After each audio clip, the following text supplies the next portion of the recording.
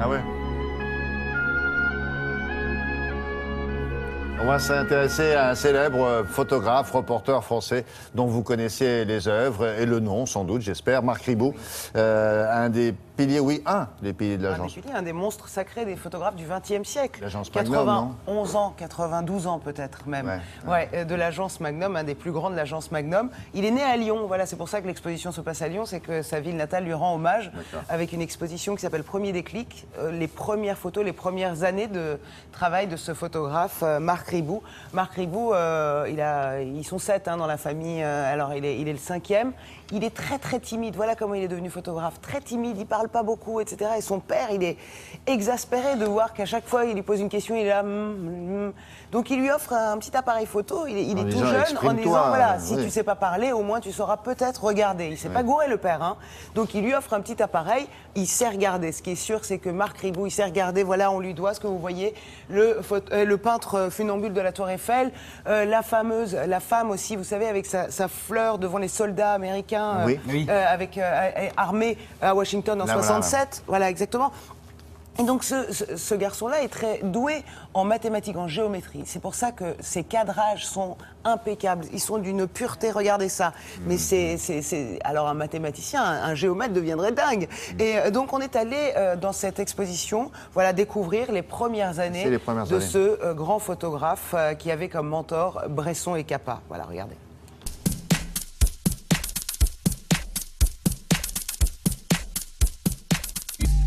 Marc Ribot, c'est un des grands photographes français qui aujourd'hui a 91 ans, qui est né à Lyon en 1923 dans une famille de banquiers et d'industriels.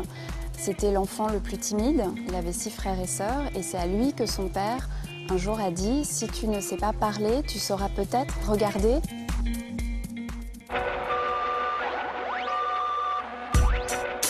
Il a déménagé à Paris dans les années 50 pour devenir photographe. Robert Capa et Henri Cartier-Bresson l'ont fait rentrer à l'agence Magnum avec sa première photographie qui encore aujourd'hui est une des plus connues.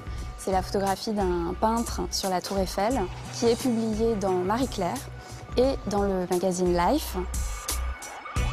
C'est sa grande chance de débutant parce qu'on lui fait confiance et il rentre dans une des seules agences à l'époque où les photographes sont des auteurs et peuvent choisir les reportages qu'ils veulent faire. J'étais obsédé par le regard, par la curiosité, la passion de regarder. La première photographie que l'on a, c'est une photographie en 1942 d'une vue de la fenêtre de l'appartement où il habitait, qui est à Lyon, qui donne sur les quais. Tout de suite, on a un cadrage qui est très important. Et en fait, Marc Ribot a toujours été intéressé par la géométrie.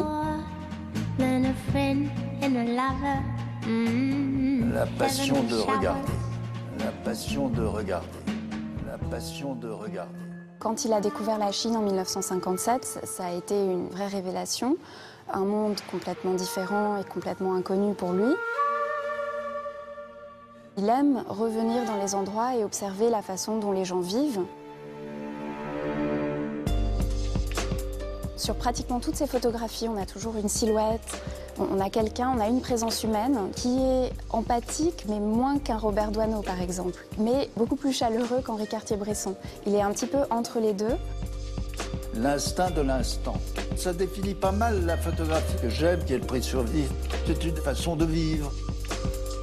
L'exposition s'arrête en 1960 parce qu'en 1960, il s'est passionné pour des sujets d'actualité. Il a écrit des articles dans des journaux, il s'est vraiment engagé.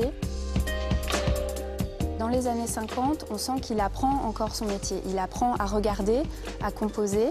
On est dans des photographies un petit peu plus contemplatives peut-être. Pas mal. Voilà, donc ça se passe au conseil régional, l'espace d'exposition s'appelle le Plateau. Voilà, on aurait l'impression que c'est un peu bizarre, mais on rentre dans le conseil régional pour aller voir une expo, bah oui, c'est vachement bien foutu. Et ça se passe à Lyon. Merci beaucoup, la météo maintenant avec nous.